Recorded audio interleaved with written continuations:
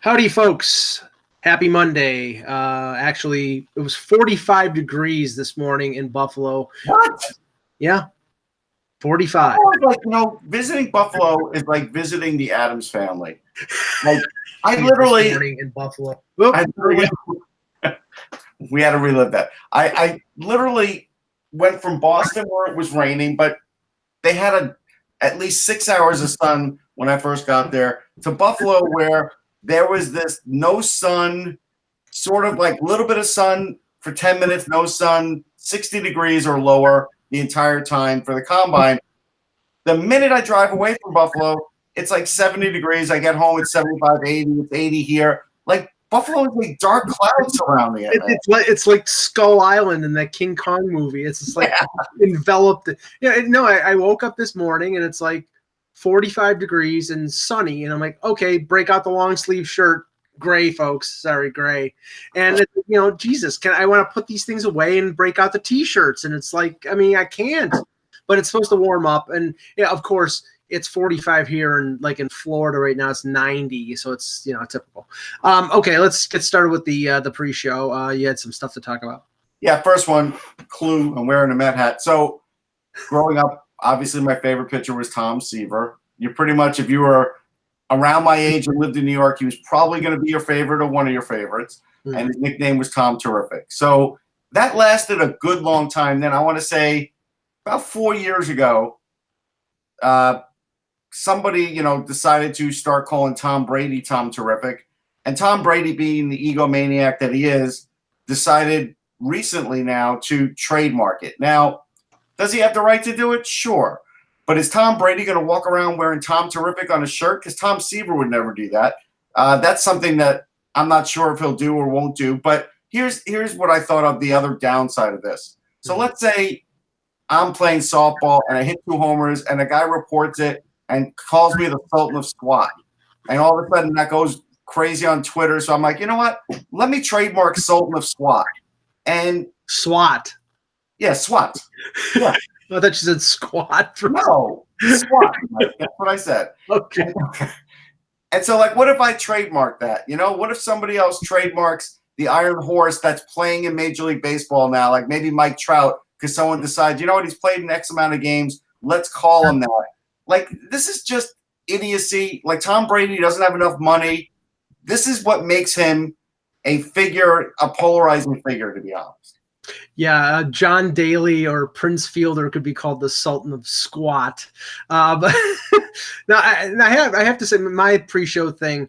We're both in the media. We both are, tasked to do observational things when it comes to games or trades or whatever, and that's all fine and good. But really, I think over the last few years, you start to see that, you see the professional media member doubling as troll. And we had an instance of this last night. And I know that this guy embraces his trollish nature, but Skip Bayless, who used to be with ESPN, now with Fox Sports, I believe, has a thing out for Kawhi Leonard, because every time Kawhi Leonard or somebody on the Raptors did something, and I'm not coming into the defense of Kawhi Leonard and the Raptors, because personally I'm not a big fan of either. I don't have anything against them. I'm not rooting for the Raptors. I'm not rooting against them. Yeah. But he's just burying Kawhi Leonard and the Raptors on social media, and like after every play, it's like, oh, this and that. What is the deal? It's like, and it's not just tied to Kawhi Leonard or to Skip Bayless. Stephen A. Smith does it sometimes, and there are other people out there. And I know that Russ, you had said something about the heavyweight bout on Saturday, and how people were calling. Well, no, it was Stephen A. Smith. He called Andy Ruiz Jr. He called him Butterbean. Now, look, if Andy Ruiz Jr. isn't a chiseled boxer, who cares? But to call him Butterbean, like Butterbean was like 400 pounds. It was more of a publicity stunt. This guy looks nothing like Butterbean. Stephen A. Smith should have better things to do than really sort of like knock down a guy who just got his dream of winning a heavyweight championship belt. Like, this guy 2 months ago took this fight. You name me another fighter on earth that takes a fight just 2 months to fight for his dream. He took it because another guy wasn't able to fight, so he stepped in and took the fight. So it's an amazing story. But Stephen A. Smith, even today, still had to call him Butterbean, and other people on ESPN now were calling him that. And I get that they're laughing, but you know what? That's this guy's dream. He won the heavyweight championship. He had great punches. You watch what the assault that he had on Joshua. It doesn't matter what you look like or how fat you are and everything else. It matters how you box, and he boxed very well on that night. Well, it's funny because the exact opposite happened back in the when Tyson lost to Buster Douglas. Was Buster Douglas was in shape and had the fight of his life, and then ballooned up after he won the heavyweight championship.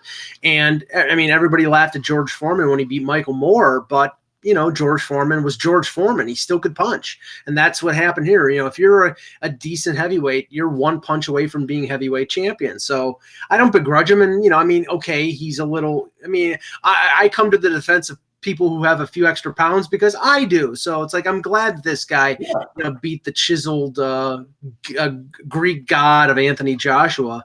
But, yeah, I don't – see, that's the thing. I don't like – I will say something that's controversial. I will say something that's meant to antagonize sometimes, but I don't do it like every minute of the day. Right. And it seems that's not your whole shtick. And it seems like that's the shtick of many people now, is to just be that professional antagonist and a jerk like Skip Bayless was on Sunday night about the Raptors, and Stephen A. Smith was during this heavyweight fight. So I don't know what people get out of it, if it's an attention getting mechanism. That's what it has to be. Yeah, but it really is lame, and I wish that trend would disappear, but look who we have in the Oval Office, and that tells you that it actually works. Yeah, so I did just get an email about, what time is it? A couple hours ago, from Brandon Steiner saying, I'm no longer at Steiner Sports. Please email me, and it has his Gmail account. So he sold all his inventory to Fanatics. So Fanatics has had this monster rise now, and I knew Steiner Sports was heading for trouble because when he signed those deals with teams, they were signing a lot of memorabilia, baseballs, hockey sticks, for players that don't have great secondary value market value. And at some point, that bubble was going to burst, and it did. Now, if you had a whole inventory of Derek Jeter, Mark Messier stuff, you'd still be okay. But that isn't the way to do it, And what's interesting is, like, if you go to let's say it's a baseball card shop, right? That depends on everything. And they get a guy who signs there, and let's say he signs there for an hour or 2 hours and gives a price. Well, they are going to have that person sign as many things as possible so they can sell it after the fact for the people that didn't show up that day. That makes sense. They take a little gamble on it, but they, with teams, obviously Steiner had to go in much deeper, and I don't think anybody else would ever follow this model in the future. Yeah, and I have to say this, nothing against Fanatics because I don't know anything about them other than their commercials. Get some new commercials, because I've seen them many a time on some of the networks. And essentially they have the same rotation of 4 or 5 models, male and female. And, they're showing off a variety of different T-shirts and but when you have the same model doing this and pointing towards a Red Sox jersey, and then 2 commercials later, the same guy is doing this to a Yankees jersey, think about that, because it undercuts your credibility when you have the same guy doing it. Not to say you have to get somebody who's actually a Red Sox or actually a Yankees fan, but come on, there are a lot of 70 IQ supermodels out there that you could hire for $5 that you could put out there to wear a Red Sox and a Yankees t-shirt. There you go. All right, hello Hockey World. Today is Monday, June 3rd, 2019. I'm Ross Cohen for Sportsology. And I'm Michael Agello, and this is the Hockey Buzzcast here on HockeyBuzz.com. Okay, we'll start with what happened on the weekend in Buffalo. Sunny, warm, scenic Buffalo. One good thing about it, I made sure that I had to cover hockey and couldn't do anything else that might have been away from hockey, like hiking or enjoying nature, because I couldn't do any of that. Yes, we did sit along the waterfront and enjoy the cold breeze blowing in off of Lake Erie. But the NHL Draft Combine was here for its 5th straight season, and I believe it's going to be here for a few more at least. Yeah. And where it was over 100 of the draft eligibles for the upcoming NHL draft in Vancouver were tested and interviewed by the 31 NHL teams. And Russ, the thing I got now, Capo Caco, who's likely going to go to the Rangers, number 2 overall, did not come to Buffalo. He doesn't know what he missed. Jack Hughes was there, but starting off with him, I mean, it was almost like he didn't want to be there because I think he knows he's going to be picked 1st overall. It's sort of a tedious process. I mean, he's got to interview. I don't know how many people he interviewed. He knows he's not going to be picked 1st overall. What's that?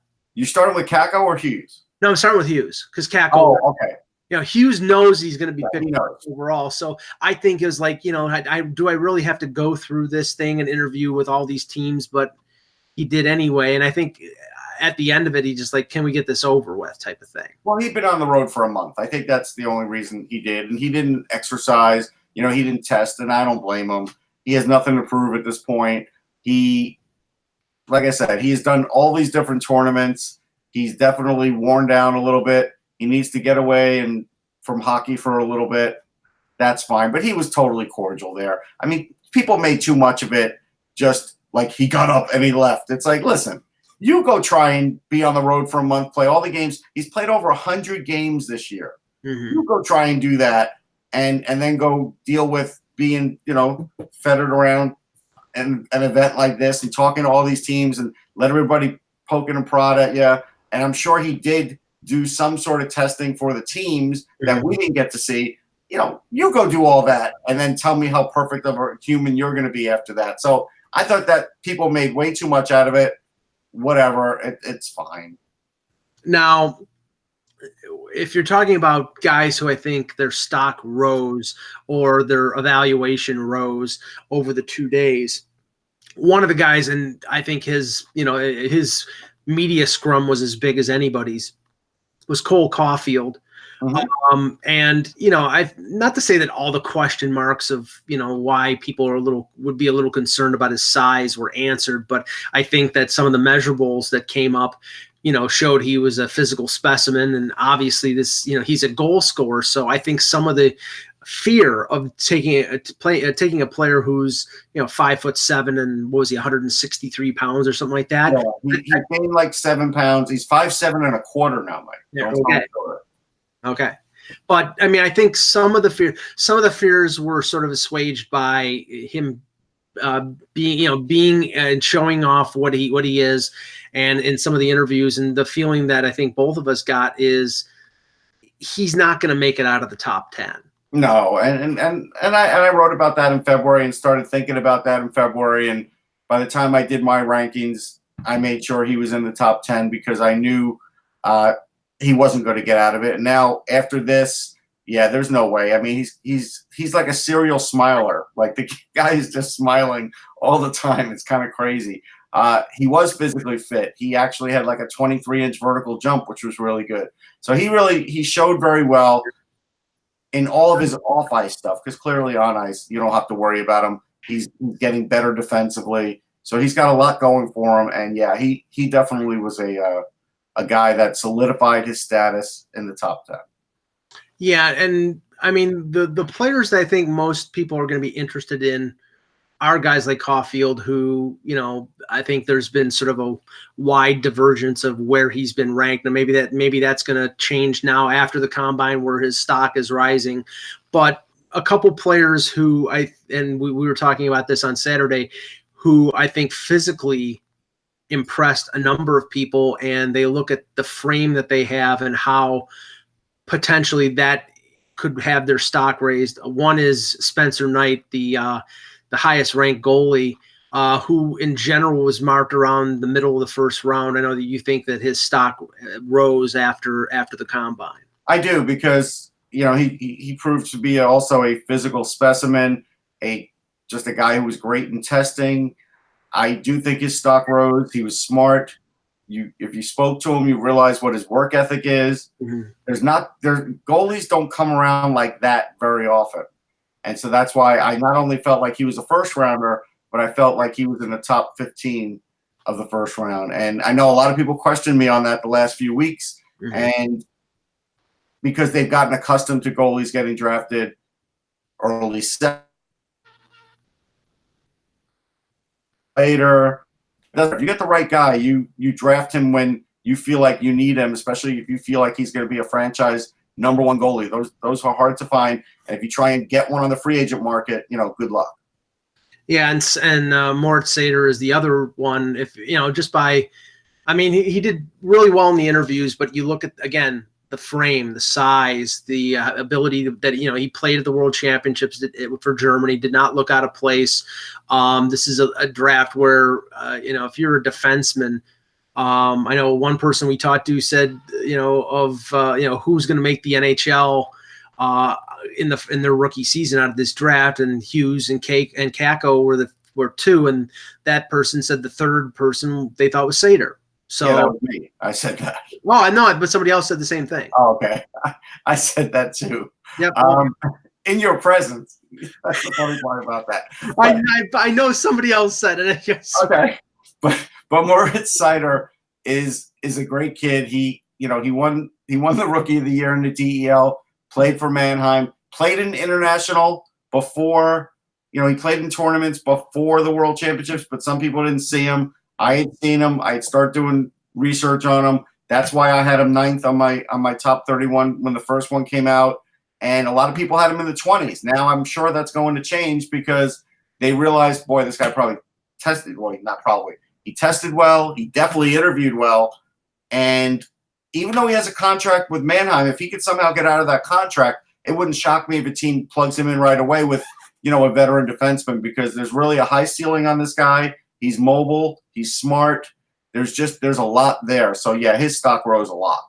And the Podkolzin, that was sort of the unknown. We've talked about Podkolzin a couple times and how, he could get drafted anywhere from 3rd to 15th because there are teams out there that are worried about the 2 years in the KHL that he's locked into. Mm-hmm. And he, when he was interviewed, he basically was saying like, it is what it is. I'm going to be there for 2 years. And if teams like me, they can draft me. And if teams don't, then he doesn't care where he gets drafted. He just wants to get drafted.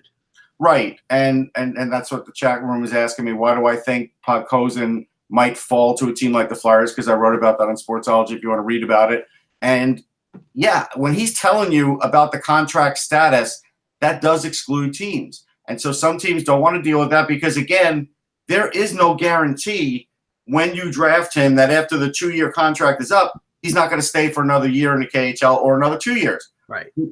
He might. But the idea is, look when the Capitals got Kuznetsov. Are they in any way upset at the fact that they didn't get him sooner? No. It worked out great for him. He didn't count against the cap. You didn't have to do anything with him. So that's why I think a guy like that will fall a bit, because I do think some teams don't want to deal with that, may not trust the process. So even though he's supremely talented, he definitely could tumble because he was going to be in the top 5. He definitely could tumble into, 10, 11, 12. No question about it, because I do think teams some of them will be hands off with that. A couple of things that I just thought were humorous. One question about weird questions asked to Spencer Knight, and he came back with, he was asked by one team, do you like to stop pucks or prevent goals? Right. And he was puzzled by that, and I'm equally puzzled by it because that's basically the same thing, folks. Yeah, but this is just – obviously they have somebody within their ranks that formulated that question, and based on the way he was going to answer it, there's some sort of hidden message in there with you and your psyche. So whether that is believable, good information, rational for a team to use, who knows? But somebody's using it. So they asked it on purpose. I don't blame the kid for being perplexed by it. But, it's one of those questions where they're going to tell you there is no wrong answer. But that's bullshit in real life because there's always a wrong answer. Right, exactly. I'm always fascinated by familial connections in the draft. And Vlasic, one of the prospect defensemen, is Alan Vlasic, isn't it, Russ? Right. He's the Not right. You said Alan. I said Alex. Right. Which one is it? It's Alex.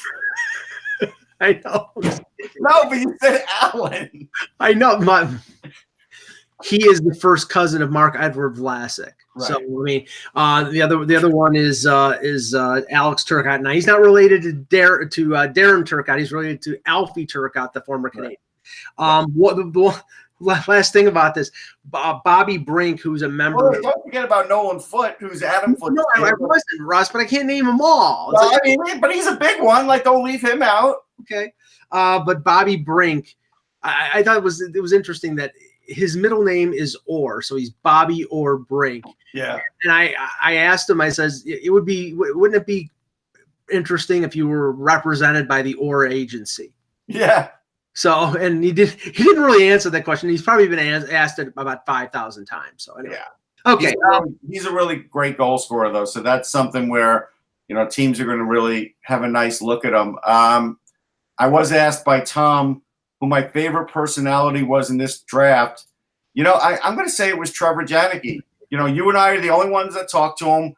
The minute we walked up to him, he just said, "Hi, I'm Trevor, and you are," and he put out his hand. Nobody really did that whole day. Not that they should do that, but I just think in a job interview or whatever, or sometimes when you just meet someone in public, that is the proper thing to do. So this kid's got a good upbringing. He's strong. You can look at him and tell he's strong. I've seen him play in the NTDP. Then he left the NTDP and he played in the USHL. He's a really good, probably what could be a third, fourth line winger. And he only spoke to 9 teams. Right. So clearly that's a guy who, some teams feel like is going to go in the middle of the draft, third, fourth, fifth, sixth round. And one of those 9 were the Rangers. And I said, with the Rangers focusing so much on finesse and speed and everything else, and he has speed too, but he's a great penalty killer and there's a lot of good things in his game. I just feel like, that's the kind of kid they do need to balance it off. He may not have the offensive upside of a Ryan Callahan, but he has that same sort of mentality. Feistiness, yeah. Feistiness, and that's something where you need at least one of those guys in your roster to balance out some of the others. So I think that's something where look for this kid. He definitely can play because he's played with a lot of great players. I don't blame him for breaking away from the NTDP because when you're a bottom 6 guy there, you could break away and become a top 6 guy somewhere else. Right. Yeah, and it's funny because I'm pretty sure in 2017 the guy, because there's always one guy when we're at the combine that's Russ and myself and nobody else has talked to. I'm pretty sure in 2017 that was Morgan Frost. It was. We were the only ones that spoke to Morgan Frost. Everybody was.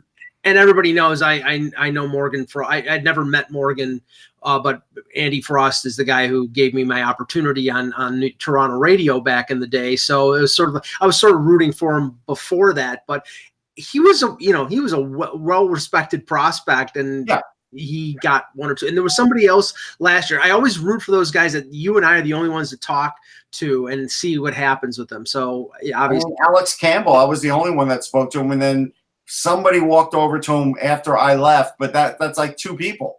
There's some guys that do get largely ignored, and in this event, 105, it's hard to interview them all. I get it. Yeah. But some of them are, you shouldn't be ignoring. Yeah, in 2016, I think it was Rasmus Asplund. I think it was just you and I and maybe one other person that talked to him. So Thomas Howlett said that Marty Baron talked about that question and said the answer the team is looking for is to stop pucks. It's not about focusing on the negative aspects of the game. Okay. It's still a bunch of mumbo jumbo. It's a no-win answer. I'm sorry. All right, let's get to the Stanley Cup Final, which, as you were driving back to New Jersey on Saturday, I said to you that yesterday, says you didn't miss much of a game because you really had. It was not that close, and the score reflected it. 7-2 final in Game 3. I know Binnington gets pulled for Jake Allen after I think he allowed 5. Yeah. The key to the game, as it has been for the Bruins for most of the postseason, has been their power play. They went 4 for 4. They're still operating at over a 30% clip on the power play, and honestly, I think that's trouble for the Blues if their penalty killing can't stop them, because for them to win, they have to play physically, and eventually you're going to take penalties. And I know Berube came out after the game and said he didn't agree with the officiating. Well, there's a way to stop that being a difference maker in the series, Craig. Get your penalty killing to stop the Bruins. Right. That's a big thing, and also get them to stop having these point blank shots in front of the net against your goalie. Those are two ways. The other way is don't bring that up. Just talk to the officials, because now you've given your team a crutch, because now the coaches come out and said, oh yeah, the officiating sucks. So now that, that leaks into the locker room, and even though the players aren't going to harp on it, it does affect them. And if they feel like they are being sort of like cheated, it does affect your play. And I don't like the mentality of that. It doesn't mean the Blues are going to lose today, but I just thought it was bad timing for him to do that. I know some are taking the tact, well, he's just trying to set up the refs for next game. It doesn't do that. No. That doesn't work. In fact, I don't know. In fact, I think it has the opposite effect. I do too. And there may have been a time in this sport where that worked. I think that time is long past. And so I think Berube, unfortunately, while he's done great things this year, is now starting to get too much credit for the kind of coach that he is. And I think he just needs to get that back to basics, but also keep an open mind. Change things up from period to period like Cassidy does, because that has hurt him too. Some of the stuff he's doing has become stale. And look, everybody does film work. These guys are staying up half the night, the film guys and some of the coaching staff, to try and win these games. And I just get the impression that Berube's, going with his gut. I've heard former players like Jeff O'Neill, who's on Toronto radio. I've heard him talk about Pat Quinn back in the day. Now Pat Quinn used to browbeat the officials on the ice and then after in the post game, and it didn't help them because they take it personally. It's like they're not going to give you the benefit of the doubt on a call when you're calling them all sorts of names and impugning their their objectivity. Yeah. Now, to be fair, did I think Sundqvist deserved a suspension? No, I don't think he did. Right. And he's back in the lineup for Game 4, as apparently from reports it says that it's saying that Vince Dunn will step in tonight. I'm not sure if it's going to be for Gunnarsson or Bertuzzo, but they get his mobility back. And maybe I know that you said, Russ, that with a broken jaw, his energy is going to be sapped. But honestly, right now, if they don't win this game tonight, I think the series. It's a Hail Mary. It is. I mean, he might come out there with some vim and vigor, as they say, for the first period or two, but I could almost guarantee you with a broken jaw that he's lost some weight, even though they're trying to give him those shakes all the time. And I could almost guarantee that he will just be a little more fatigued than he normally would have been had his jaw not been wired shut. Mm-hmm. It is going to affect him, but he's still more mobile than Bortuzzo. So I get it. You might as well try it now, but this tells you the level of desperation now that the Blues are at, because if the Blues fall behind in this game like 2-0, I don't know what's going to happen to this team. They may not win another game. So I know that it's very easy to say, hey, in the regular season, Bennington was 13-2. He came back from these games, and it's easy to say they've gone through this all year. I get it. But they didn't play this many games in a tight window against a very experienced team that has won a cup. That's the difference here, and that's why you can't rely on those other stats, because they played a lot of other teams during that stretch. Touch on some individual news and notes here, and then we'll take some questions in the chat. Russ, you and I both at the Combine on Friday and Saturday, the common names that didn't have to do with the Combine that were being mentioned were Patrick Marleau and Nikita Zaitsev, because of what was coming out from Pierre LeBrun and from Elliot Friedman and various other hockey insiders. First, Zaitsev. On Thursday, Zaitsev requested a trade from the Leafs. He's got 5 years left on his contract at $4.5 million per. And I was in the media scrum with Kyle Dubas at the Harbor Center on Thursday, and Zaitsev is requesting a trade for personal reasons. Nobody knows what the personal reasons are. That's really it's not important to what's going on. What's important is now the Leafs' ability to be able to move him and make a good deal for themselves. And that, I wrote today about 5 potential destinations for Zaitsev. And the way I look at it, he's a good defenseman. The term is going to be a problem. It's 5 years at $4.5 million. It may require the Leafs to take back a salary, either somebody that they want or somebody they don't want, or maybe bury a salary of a guy, like if they make a deal with Vegas, a guy like David Clarkson who's on TIR. But it's going to be tough for Dubas to move him, and especially with the current status of the Leafs blue line with 2 unrestricted free agents and Gardner and Hainsey, and Travis Dermott out until probably November or early December with recovering from shoulder surgery. Yeah, no doubt. I think this is going to be like similar to when the Islanders had to move Travis Hamonic. They couldn't do that right away either. And so this could, linger a while, and I think it might. They'll give it everything. We'll hear a lot of rumors. But there was a quote from Zaitsev, and I think it's coming out of The Athletic, but it's making its rounds on Twitter. And he basically, it's in response to Don Cherry, and he said, "I'm amused that clowns like Don Cherry have a very big emphasis in our country as real experts." And he said, I think that's an old quote. Okay. Because Zaitsev has been somebody who's been targeted for ridicule by Cherry in the past. I believe it's an old quote, but maybe not. Yeah, well, and there was a little more to it, but you get the idea. I mean, but it's not going to be easy to trade him because his play fell off because of the way they used him. Even though you could tell teams, hey, you could use him in your top 2, whether your top power play or your second power play, and he'll be really good. They'll be like, yeah, but he didn't do that. So I'm not going to, give you the same value I would have given you a couple of years ago when he had 40 points. When you drop from 40 to 11, your value has dropped. And especially now with extended years on his deal, even though it's, reasonable, it's not reasonable for the amount of points he scored. So they're going to have to find the right situation, and that may take some time. Well, I think the advantage for the Leafs in that respect is that they were talking about a potential trade of Zaitsev going back to February. So I think already Dubas has sort of laid the groundwork. And they were possibly trying to trade him even before the request was being made. So maybe him being public about requesting it do a little more feet to the fire for Dubas. But I think he was already working on something in terms of potential options. So, it may not take as much time to get up to speed because I think they were already up to speed. So the question, being up to speed is one thing. Being willing to do it is another.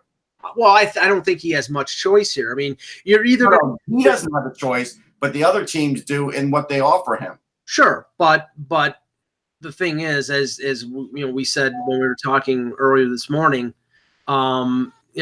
with their situation right now, they might not be able to move. They might not be able to move Zaitsev unless they get a decent return, like you said with Hamonic. And in the end, what did the Islanders get for Hamonic? They got draft picks. Yeah. And think about this. Mm-hmm. It's very easy to say, and I know if you have blue and white glasses on, I'm not saying you, but people even in the media, all you have to do is move Marleau and Zaitsev and everything's great. Yeah, easy to say that. It's hard to do, especially after you've seen the fall off for Patrick Marleau too. There might be 2 teams that want Patrick Marleau at this point. Well, and that's with Zaitsev, he's 27 years old, so he's in the prime of his career, and he can be an effective defenseman. I think he'll play better in a different role in other places, and apparently there are interested teams. And like I said in my column today, it all depends on certain situations. Like I talked about Vegas and the fact that Colin Miller makes almost as much as Zaitsev does for 3 years, and Colin Miller is on the trade block. There are all indications that Vegas is trying to move him.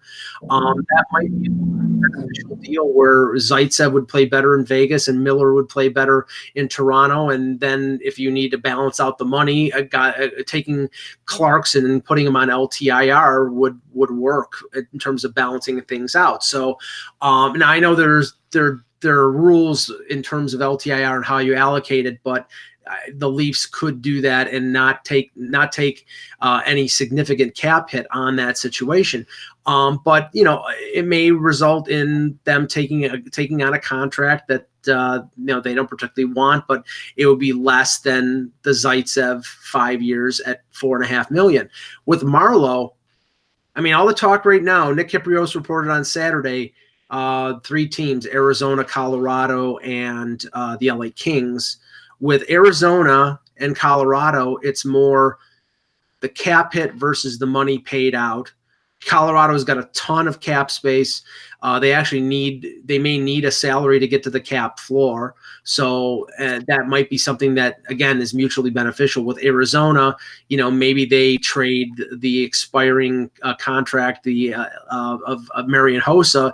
Better to have a veteran guy who actually plays rather than a guy who's eating up cap space. I feel bad for Hossa if he gets traded again. Yeah, well, it doesn't really matter. He's going to get paid either way. With LA, it's money in, money out. Right. Apparently, they're likely gonna buy out Dion Phaneuf. And they apparently have entertained the idea of trading Alec Martinez, even going back to the trade deadline. There are other contracts on the books that I'm sure other teams may not want, like Dustin Brown for 3 more years or Jeff Carter for 3 more years.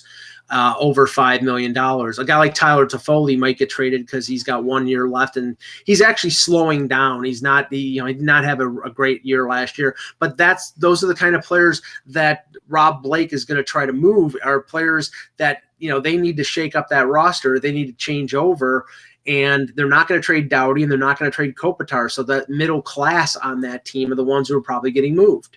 Yeah. I mean, I could see that. Again, I don't know what Marleau is going to do for them in a year where they're sort of rebuilding, but whatever. The fans aren't going to be happy. The fans are really looking for the future in LA. They don't want to see guys like Marleau come in anymore. They don't. Well, and see, the thing is, what they have to realize, or what they probably have to be explained, is when you Alec Martinez on 2 years makes more. He makes $8 million. He occupies $8 million on their budget or on their cap, $4 million each year for 2 years. Marleau, his cap hit is done after next year. He's 6.25, but they're actually saving money if they trade Alec Martinez. Now there's going to be more because Martinez is a younger player at a position that the Leafs need. So the Leafs are probably going to have to either shave salary off of Marleau's contract or throw in a prospect or a draft pick. But the Kings actually save money on that type of deal. So that's how you have to. If you're a Kings fan, that's how you have to look at it. Mike, I have breaking news. Go ahead. Matthew Fairburn is reporting that Roger Goodell, speaking at Jim Kelly's golf tournament, remains in the camp that a new stadium is essential to the stability of the franchise on the Bills. Mm-hmm. I want to make sure the franchise remains competitive and stable. Do you want to, as a taxpayer, want to pay for a new stadium for the Bills? I'm curious. I've expected this gambit for a year. I mean, the area that we were in a couple days ago, Russ, that's where that stadium is going. Not right on the waterfront, but down a few blocks. Okay. That waste zone down there is where new downtown stadium is going to be. The whole revitalization of downtown Buffalo going toward Lackawanna and the old steel plant is a downtown stadium. I think the only thing that people are prepared for that. The only thing that there will be a hue and cry for is if they ban parking lot drinking and barbecue. Oh. That will cause a war because everybody loves to go and do that on a Sunday and get drunk and slam themselves through picnic tables. And if you take that away from Bills fans, I think they'll be a little upset. So we'll see. But I'm not shocked. I've expected it, and that's the next move. It's only a matter of when they build a downtown stadium down here. Yeah. Okay, a couple other names, and then we'll take some questions in the chat. Jeff Skinner's name has continued to pop up. It sounds like that there's progress towards an 8-year contract. The amount that I have heard from numerous places is between $8.5 and $9 million. Ross, I think it's insane. I think they don't want to pay it, though. They don't have a choice. $9 million. I don't care if they don't have a choice. $9 million is insane. Pay it. He already likes Jack Eichel. Jack Eichel already likes him. You don't get him. Yes, you'll have that money to spend, Mike. But the honest truth is, you don't know if the guy that you spend it on or spend the 7 on and then the other guy you spend the 2 on when you bring him in, that they're going to work out anyhow. You at least know this guy's going to work out. Like, you just have to do it. You can't worry about the concussions because, look, if he gets concussed and he's out for any length of time, they'll have insurance to guarantee the contract. So you can't worry about that. And if you think about it, look, Sidney Crosby hasn't had problems in years. So players are able to prevent it a little better these days. And Skinner has too, to be honest. He's played more games the last few years than he had. So I would do it. I know it's not great cap management, but I think they're in a bad spot, and I think they have to do it. Now, arguably he's the second best winger in this free agent class, the number one being Panarin. And Panarin is probably going to get over $10 million. But that's the thing. The difference, if Panarin gets 10 or 11, the difference between Panarin and Skinner is not $2 million. It's more. And that's why I'm saying if it's an 8-year deal, you front load it, you give them signing bonus, you do all those things, but you try to get the AAV down to a more reasonable figure like 8 or 8.5. Apparently the Sabres want to pay them that around that. They don't want 9. They don't want a number starting with a 9. And if they can reach some sort of accommodation, like I said, front load the deal or do that, then I think they can get that. But if it's $9 million, it's a $9 million flat for 8 years. First of all, he's not going to last out the 8 years. Mm-hmm. So, I mean, that's why I think it's insane. I don't think they'll give him 8 years anyhow. I don't. Well, I mean, that's the talk. So yeah, but I think they'll end up settling on like 7 years. Yeah, I mean that might be where the like we'll give you 9 if it's 6 years. Yeah, 6, or 7, whatever. If it's 8 years, then we're going to give you 8. Because 9 times 6 years is $54 million. 8 times 8 is 64 million. So yeah. Anyway, remember the cap will go up hopefully next year, and they don't really have a choice. They don't have a lot of massive contracts on that team either. Right. Jacob Trouba, some interesting talk about Trouba as we get closer to the draft in Vancouver. Russ, what have you heard? Well, what you hear is my own feeling on Jacob Trouba is knowing that he's a Michigan kid, and I've interviewed him a fair amount before he was drafted, when he was in the U.S. system, before he was with Winnipeg, and then just in game stuff. In season you can never get a gauge, but before then, I always got the feeling he always wanted to play in his home state, and so I think he would extend with the Red Wings because Steve Yzerman's there now, and I think they could persuade him to do that probably for less than any other team in the league. I think he is looking to go UFA, and I think it would be really odd for a team to trade for him thinking that, well, he'll just naturally just settle here when he has really wanted to go UFA for years. Like, we know that. And he's been waiting for this moment the same way Erik Karlsson has. And like you had told me and a lot of other people have been saying, once you get close to it like that, that is your one chance. If the Flyers, let's say, or the Red Wings, let's say, were able to get him off of that, I think the Red Wings, like I said, would cost a little less. The Flyers would have to pay him top dollar. So if they pay top dollar to him, what are they paying Ivan Provorov on this deal that's currently being discussed that hasn't happened yet? So that's the complication of it. So if I'm the Flyers, not only do I not trade for him, I'm not giving up any assets for him because they're not winning the Stanley Cup next year if they get Jacob Trouba. That's the reality. Sorry, Matt Gaffney. Yeah, I get the feeling that you're going to hear, Kurt Overhart come out in the next couple weeks before July 1st and say, we're not signing with anyone. We're going to play out this year and we're going to test the market, which is the same thing that happened with Karlsson. And the effect that had on Ottawa is you got pennies on the dollar for a 2-time Norris Trophy winner. And, in the end, they made a decent enough deal. They got Norris, they got Tierney, they got a draft pick, but they didn't get anywhere close to the actual value of Erik Karlsson. And the actual value of Jacob Trouba on a long-term deal is, exponentially greater than him on a one-year deal. Cheveldayoff will get a good return, but he won't get the type of return that he thought he'd get. And I mean, that's in that instance, like I said to you earlier, I mean, Winnipeg is going to be a contender next year. Mm-hmm. They might not be a contender without Trouba if they get a less than adequate return. So it might be an own rental situation. It could be.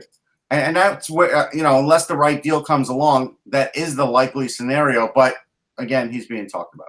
Yeah. All right. We'll take some questions in the chat, and then we'll call it a day, and we'll be back tomorrow. X should be back with us.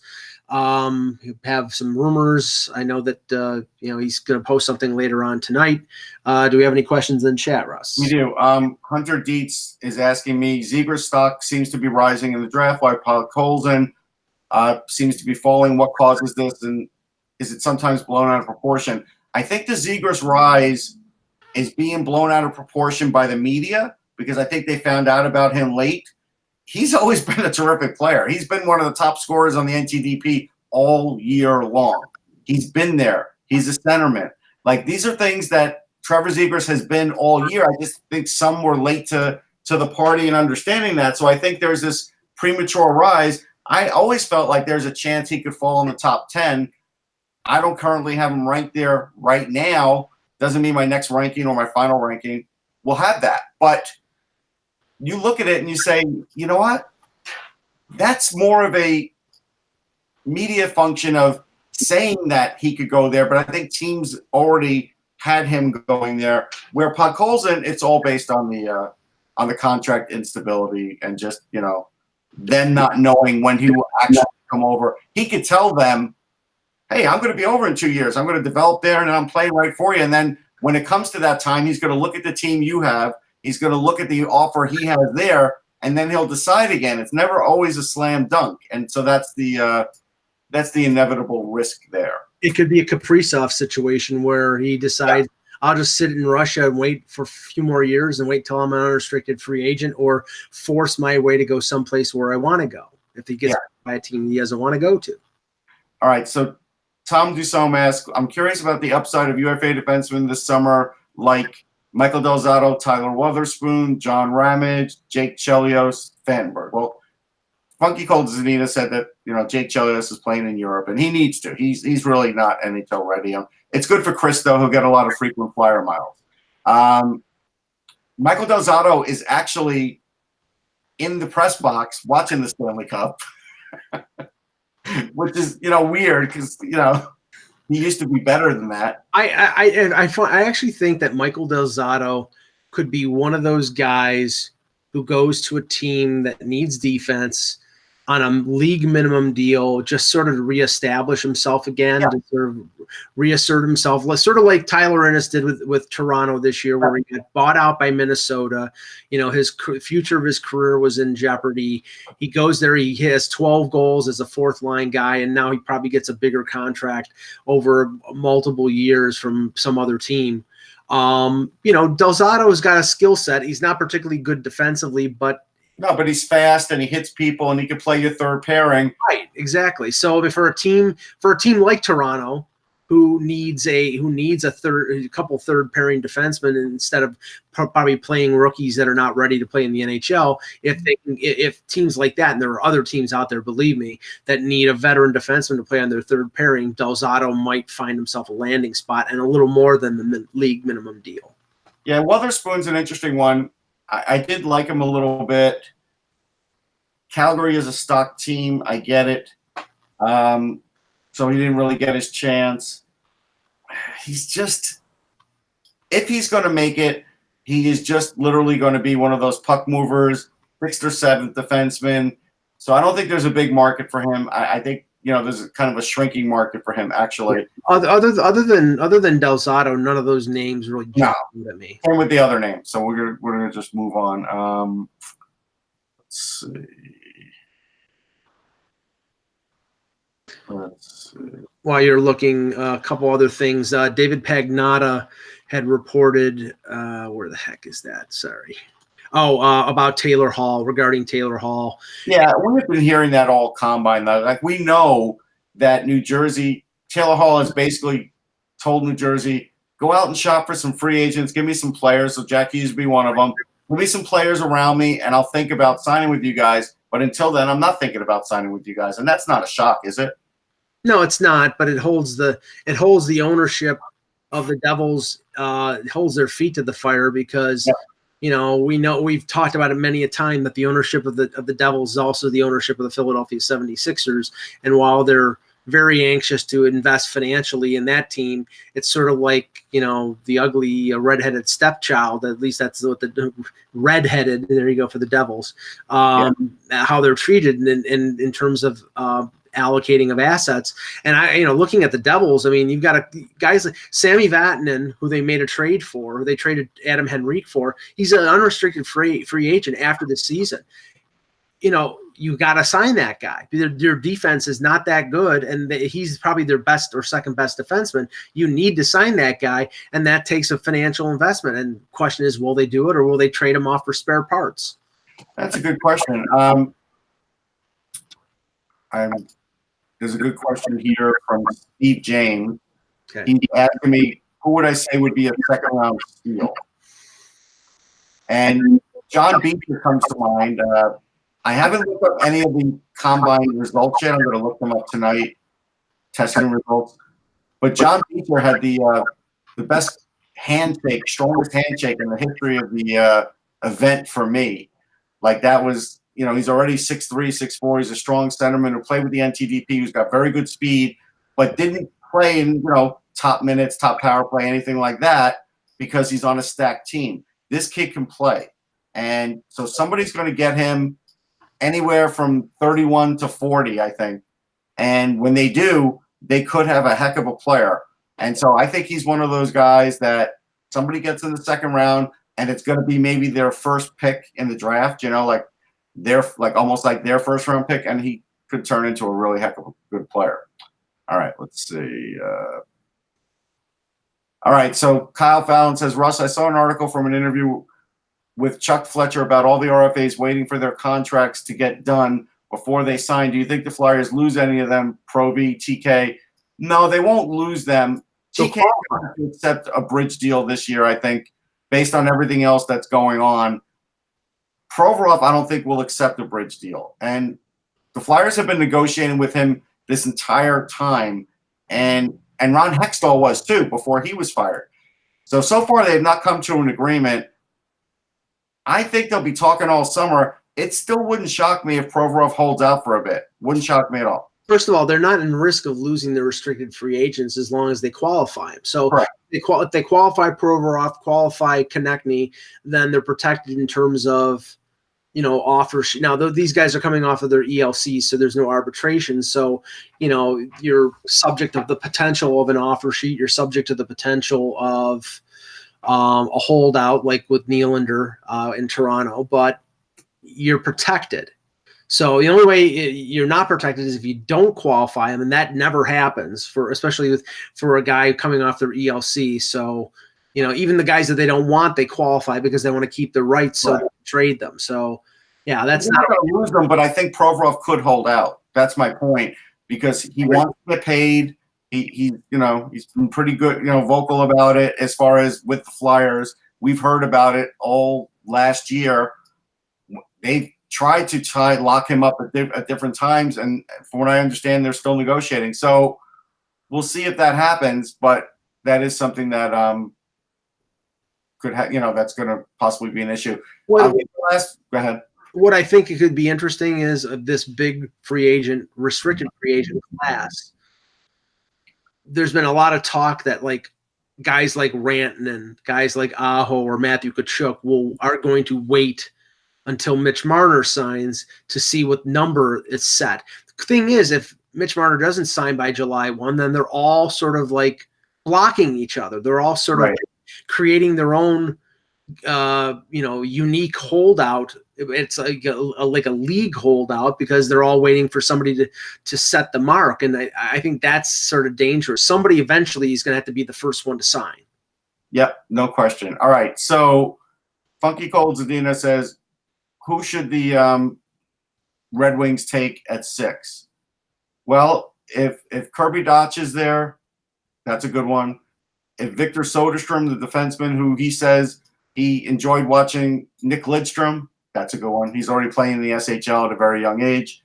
Very good puck mover. A lot of upside there. You could go Trevor Zegras a little early. You could go Dylan Cousins. So, I mean, there's all those guys, and you could wait and see if Cole Caulfield has fallen in your lap. I don't know if Caulfield will be there, but he might.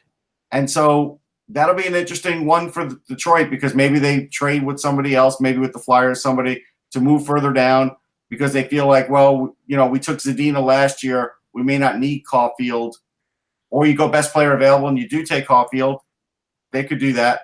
Well, but I think those other names are all good names. If the Wings drafted by need, and obviously we know the teams, especially high up in the draft, are not drafting need, they're drafting the best player available.